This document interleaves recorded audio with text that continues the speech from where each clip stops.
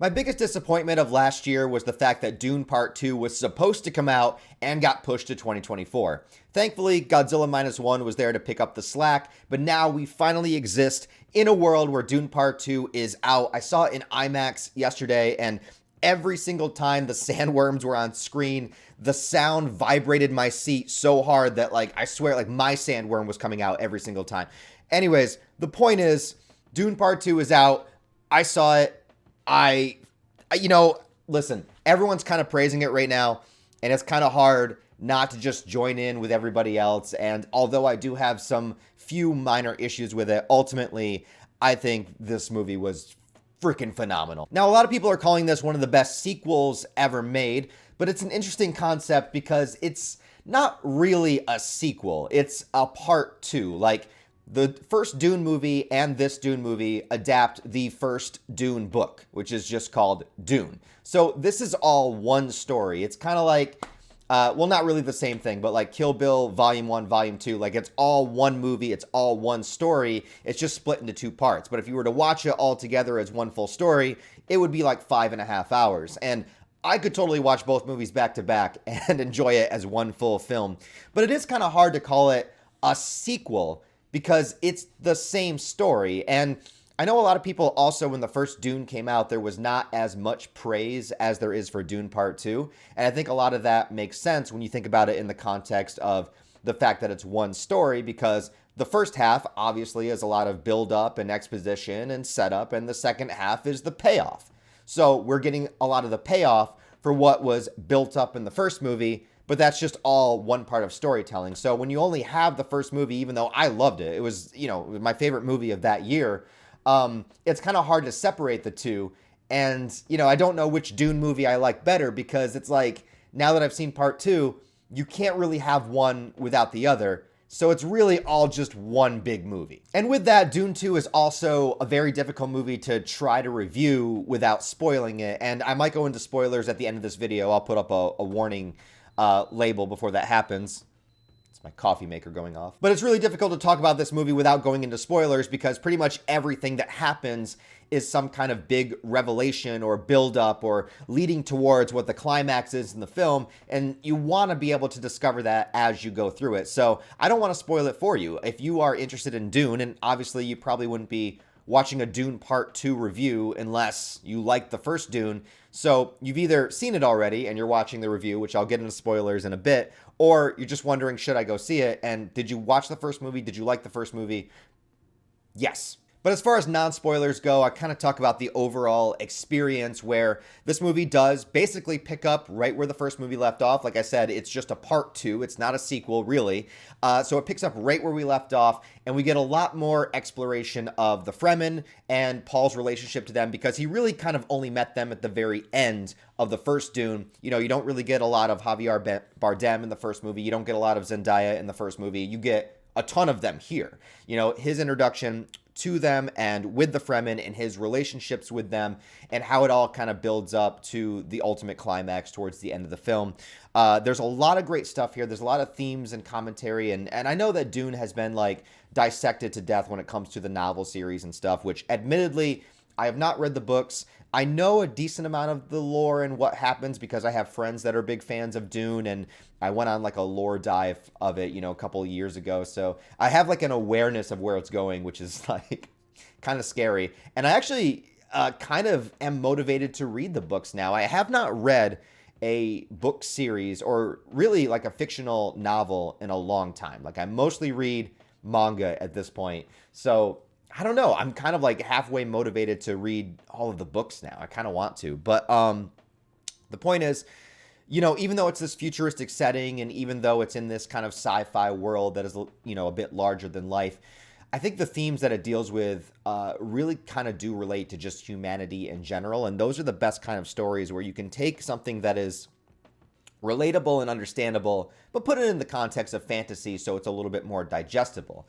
So here you're dealing with a lot of high concepts of not just the politics of this world, but also the religious aspects of it and what belief means to people and how far people are willing to go when they put their faith into something.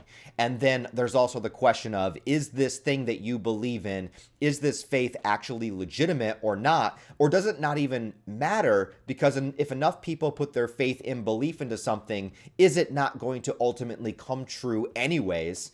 Because everyone is building up towards it. Again, I'm trying to talk around spoilers, but it's a really interesting idea that I'm sure has been analyzed and explored to death when people have reviewed the books, which again, I have not read. I'm just going based on the movies. But there's something about that I really found very interesting and intriguing and almost terrifying in a way. And also along with that is that a Dune presents a world where there really is no good guys or bad guys. Well, I guess you could say maybe there's bad guys. Maybe everybody's a bad guy in their own way. But no, what I love about the story and what I love about stories like this, and these are usually my favorite types of stories, are when they basically show that the reality of the world is in shades of gray and nobody is really a hero, but it depends upon just your point of view and your perspective, right? Like a hero to some is going to be a villain to others, and people can do really good things and people can do really bad things. And if you look at somebody's life, from start to finish, it's full of hypocrisy. It's full of contradictions. You are a savior to some, and you're a villain to others. Some people will tell horrible stories about you, about how much of a bad person you are, and other people will praise you as a great guy. And, you take that on like a normal individual scale and then blow it up to this world, like galaxy, sci-fi epic story, and we're dealing with that kind of thing. And also, if you look back at like world leaders and conquerors and history and stuff like that, Dune isn't really doing anything that different than things that have happened in our history. It's in a sci-fi world, in a sci-fi setting. Like, how do leaders come into power? What are the difficult decisions that you have to make along the way? What do the followers think of this person? And, all of the wars that kind of happen within somebody's name. And it's like, is it justified in one context? Yes. But then how far is too far? How far can you push a character? And that's what I really love about these kind of stories too, is that you can really, really shake up the status quo. Like, Paul Atreides is not the same person at the end of this movie that he is at the beginning of this movie, or especially at the beginning of the first Dune. But at the same time, he is. It's when you can understand every single decision a character makes, even if you don't agree with it, and then you are along for their journey and you support their journey, but then it makes you kind of question things along the way as well.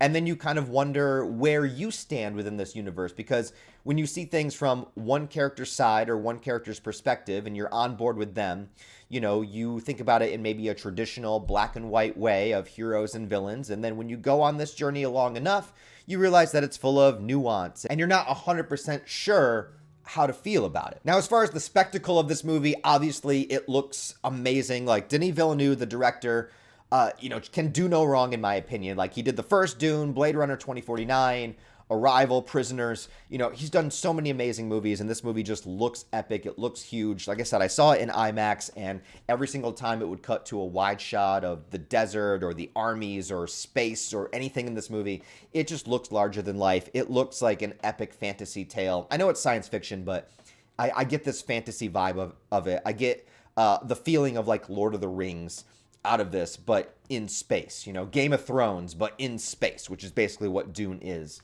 One thing I really loved about it too is we see a little bit more of the galaxy. We see a little bit more of the world. Now, sure, like 85-90% of this movie still takes place on Arrakis, on the desert planet. So most of this is desert.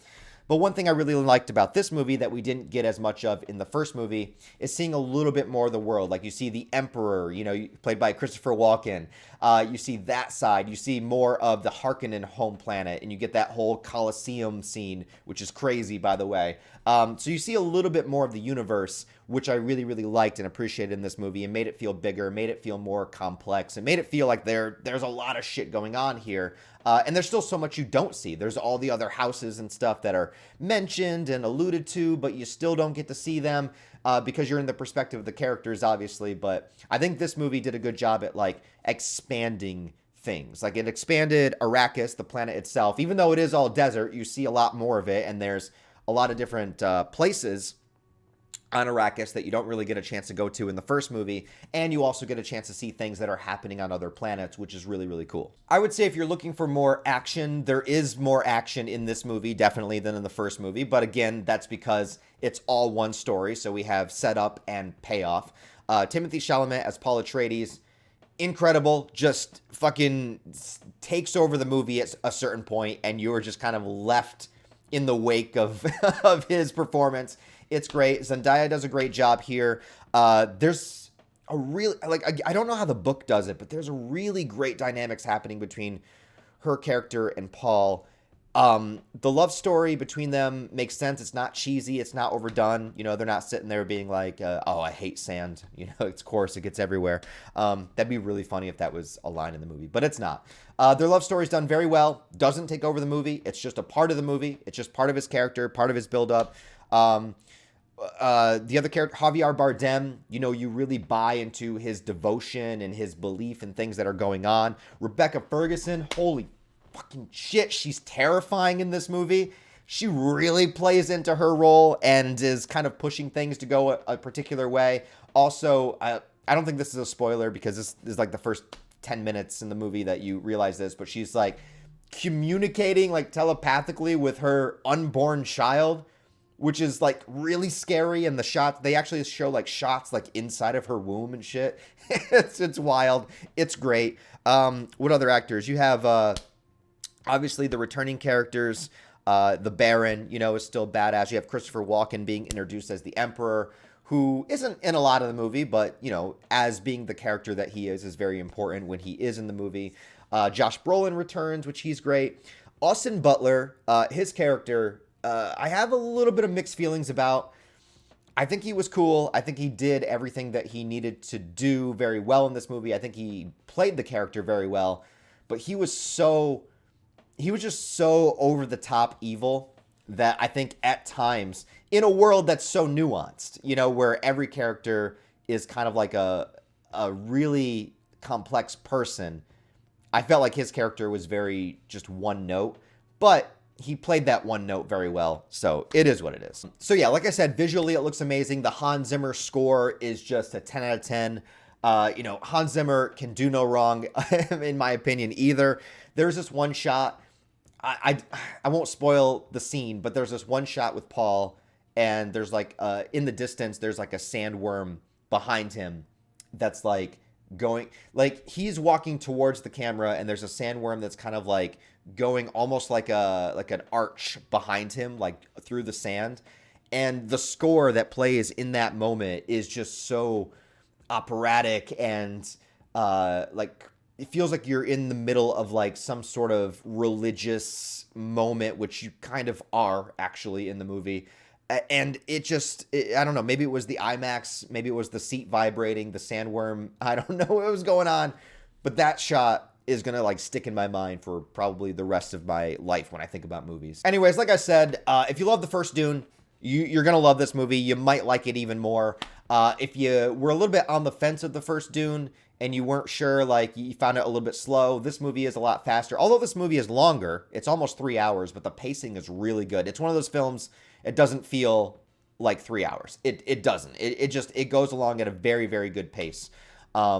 So I don't think that will be as much of a problem. Plus, there is more action in this scene, but in this movie. But there is a lot of scenes that are quiet. There's a lot of segments in the movie that maybe go on for like 15, 20 minutes that are just character building and like nothing is crazy, nothing's blowing up, you know. But it's necessary and it's good. It's all engaging and it's all fascinating to watch. So I think it's worth it. So I would say if you were on the fence of the first Dune and you kind of liked it, I think you'll like this movie probably more. If you love the first Dune, you're obviously going to love this movie. I think it's great. Definitely see it in the theater, I would say. But yeah, so I loved it. So that's all I'm going to say about it there. I'm going to go into a little bit of spoilers now. So if you don't want to know about spoilers for the movie, moving forward, go ahead, pause the video, stop the video, come back to it later. I'm going to go into a little bit of spoilers now. Okay, so one thing I really want to talk about are the feelings that I got and what I feel like the movie was trying to say when it comes to like the religious symbolism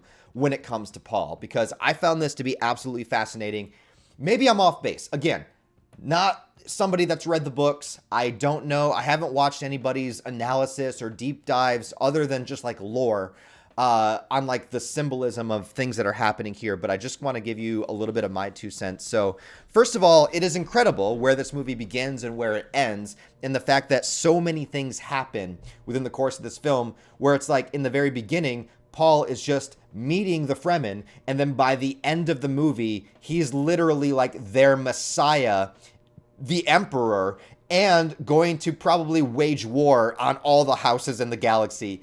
Insane level of difference from like where the movie begins to where it ends. But one thing that's so fascinating to me, and this is what makes me really want to read the books to get more information about this, because the Dune movies, and I like this about the Dune movies, but they don't go into deep exposition dives. Like, you really just have to take things being context clues of what characters are doing and saying and put it all together. Like, for example, you don't really get a lot of information about the religions of the Fremen or what they really believe. Like, yes, they believe like this Messiah figure will come and liberate them and take the planet back and all this kind of stuff. But you don't really get like specifics about it. You get Javier Bardem, who believes in him, and he says that, he has to drink the blue liquid and survive. And, there's like things that he has to do. And Paul's saying like in the beginning, he doesn't really want to be considered that. And Javier Bardem being like, look how humble he is. Of course he's the Messiah, right? And all of these things, which I thought was really fascinating. And also you have, sorry, so I keep bumping into my desk. And also you really have Rebecca Ferguson's character, Paul's mom, who's really playing into this. And I want to know more about her history with like the Bene Gesserits and all that, like the weird, like I call them witches just in my mind. I don't know what they're really supposed to be, but like, and all of this. And she's like really playing into it and really pushing for it. And she was like a super dark, kind of scary character in this movie to me. Like, she had aspects of that in the first one, but she just goes like full ham in this one. It's crazy. So what I found fascinating about it was, even though Paul is considered this chosen one, and I would say the more fantastical element that Paul has is his visions of the future, right? But besides the visions of the future, there's actually nothing particularly special about him other than what other people put upon him, which causes him to rise up the ranks. What I mean is, yeah, he has Atreides blood, and Atreides is, the house of Atreides, whatever. But he's just a person. He's just a human, right? And then you find out, again, spoiler, he has Harkonnen blood, right? But whatever. You know what I mean? Like, it's just like, whatever, right? He was trained to fight. He's a good fighter. Absolutely. He was built up by his mom to potentially be this like chosen figure. Okay, fine. That's what she tells him. And then the Fremen see him as this potential chosen figure, and that's what they put upon him. And, he's put into these situations where he constantly has to survive. He constantly has to figure his way out of things. But it's not like he just like shows up like Jesus and walks on water. All of these things are kind of pushed upon him by outside forces, almost inevitably propelling him to who he's supposed to be. But what I love about it is that it all comes down to people's belief and faith in him about what he represents, right? And it's that representation that allows him to become this confident like figure that everyone looks to, that is like just a dude, right? I don't know, maybe like the books go into it a little bit more. Maybe I'm misreading it, but there's something really unique about that I really, really like about the chosen one concept, and like the power of belief and the power of like believing in a Messiah or a prophet or something, and what you place upon that, and how how much that can lead you to continue to persevere through these like dangerous situations. Like people rally behind Paul and they continue to fight and they continue to try to take down all of the Harkonnen, sand, spice whatevers, the spice harvesters. And it's all in like the name of this prophecy, right? And then it becomes like a self-fulfilling prophecy over time because of belief.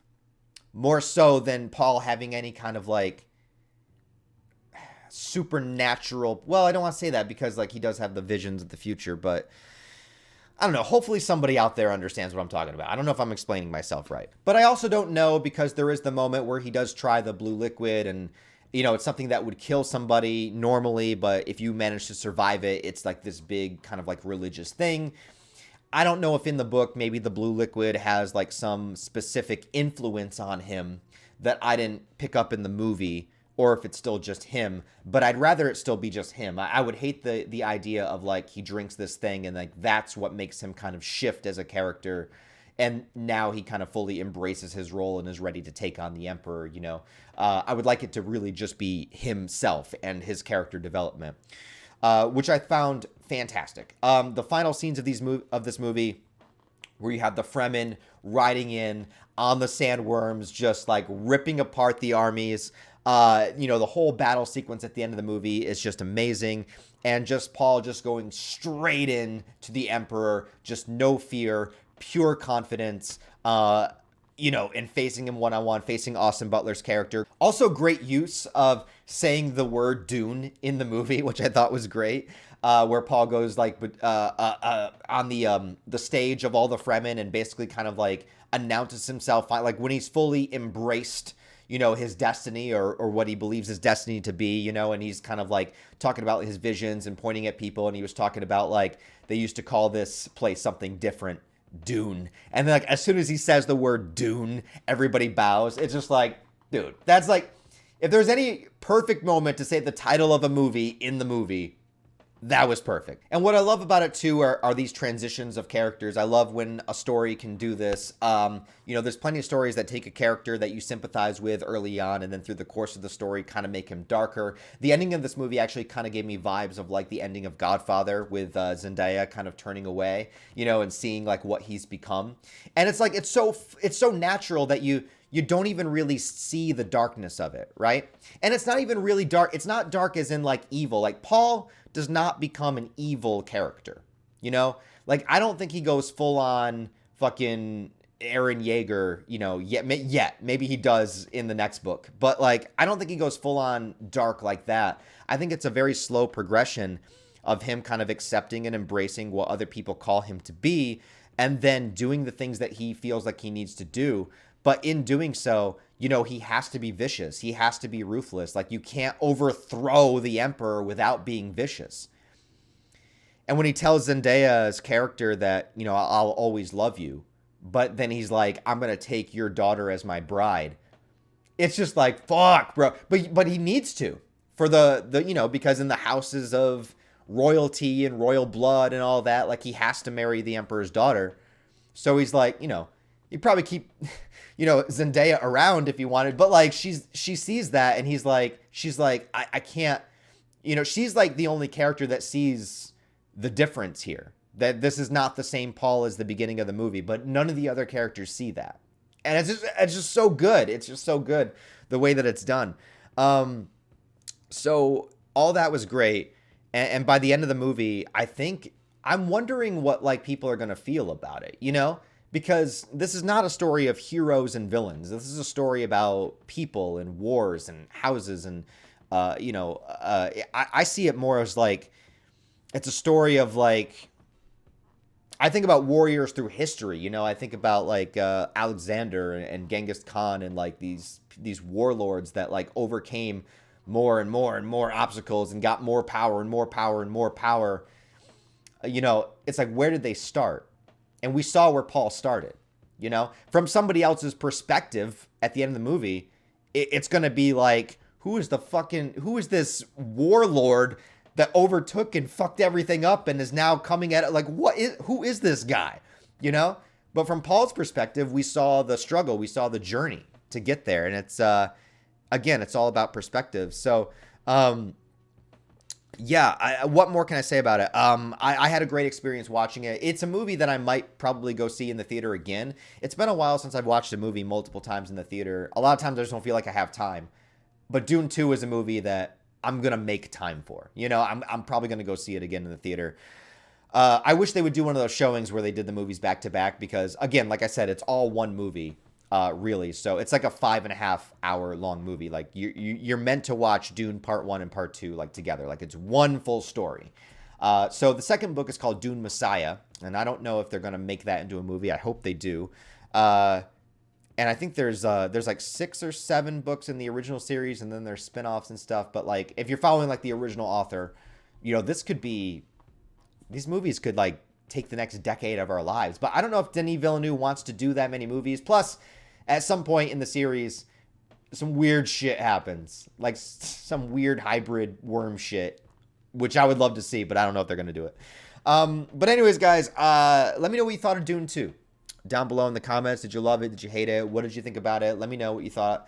Again, I'm only coming at my analysis from the movies, so maybe the books go into a lot further detail about, you know, Paul's like supernatural elements and all that kind of stuff. But I'm just looking at it from the perspective of the movies, and I find it really interesting just how this power of belief creates, like, it's like it is inevitable to create the prophecy and make it come true based upon how strongly people believe in the prophecy, which I think is great. And great storytelling. So let me know what you guys think down below. Thoughts, feelings, comments on Dune Part 2. Thanks as always for watching, guys. Please give the video a like and the comment to help it out in the algorithm. I would deeply appreciate it if you did so. Videos need some help, man. They're not doing so great. So hopefully if you help this video out, I would appreciate it. Anyways, guys, thanks for watching. Social media stuff down below if you want to follow me, and I'll talk to you next time.